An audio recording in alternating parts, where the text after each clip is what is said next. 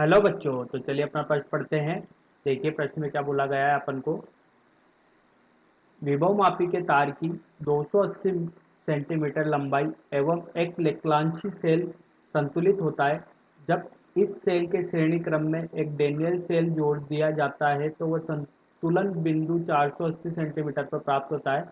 दोनों सेलों के विद्युत वाहक बल की तुलना करनी है। तो अपन को इस प्रश्न में दोनों सेलों के विद्युत वाहक बल की तुलना करनी है। जब विभव मापी तार की जो 280 सेंटीमीटर लंबाई पर लेक्लांशी सेल संतुलित होता है और जब इसके श्रेणी क्रम में अपन डेनियल सेल को जोड़ देते हैं तो संतुलन बिंदु 480 सेंटीमीटर पर प्राप्त होता है। तो चलिए यहाँ पर अपन देखते हैं कि किस तरीके से अपन का ये प्रश्न हल होता है। तो इस प्रश्न का हल अपन यहाँ पर देखते हैं।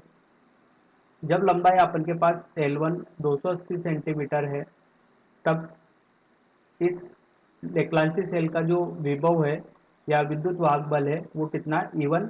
और जब यहाँ पर इसको श्रेणी क्रम में जोड़ दिया जाता है डेनियल सेल को लेक्लांशी सेल के साथ, तो ये संतुलन 480 सेंटीमीटर पर प्राप्त होता है। इसे अपन L2 बोल देते हैं और इसका विद्युत वाहक बल कितना बोल देते हैं, E2 बोल देते हैं।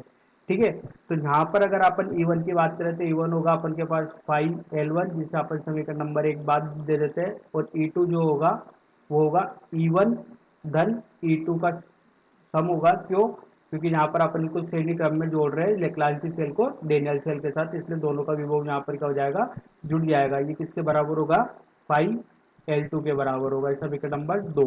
तो अब देखते हैं यहाँ पर अपन आगे इसको हल करने पर समीकरण नंबर 1 व समीकरण नंबर 2 से, समीकरण नंबर 1 व 2 से। ठीक है। तो यहाँ पर अपन को क्या मिलता है, समीकरण नंबर 1 व 2 को अगर हल करेंगे तो E1 धन E2 बटे E1 ये बराबर होगा 5L2 बटे 5L1। तो 5 से 5 यहाँ पर कट गया। तो देखिए अपन को यहाँ पर क्या मिला, 1 धन E2 बटे E1 बराबर L2 बटे L1।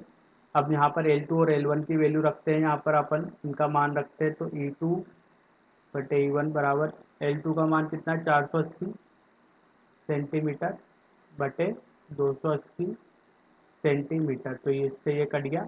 यहाँ पर अपन को मिला E2 बटे E1 बराबर, ये मिला अपन को 12 बटे 4 से काटा तो इसको 12 बटे 7, एक इधर ले लिया तो ये किस में आ गया, ऋण में आ गया। ठीक है। यहाँ से अपन को E1 बटा E2 कितना मिला इसको हल करने पर, E1 बटा E2 अगर इसको हल करा तो अपन को कितना मिला, 7/5। तो अपन से ये पूछा गया था इस प्रश्न में कि दोनों सेलों के लिए विद्युत वाहक बल की तुलना कीजिए। तो अपन ने विद्युत वाहक बल का यहाँ पर अगर अनुपात देखा तो E1 अनुपात E2 से लिया तो ये आया अपन के पास 7/5। मतलब पहला जो विद्युत वाहक बल है इसका मान ज़्यादा है दूसरे विद्युत वाहक बल से। तो आशा करता हूँ आपको ये समझ में आया होगा। धन्यवाद।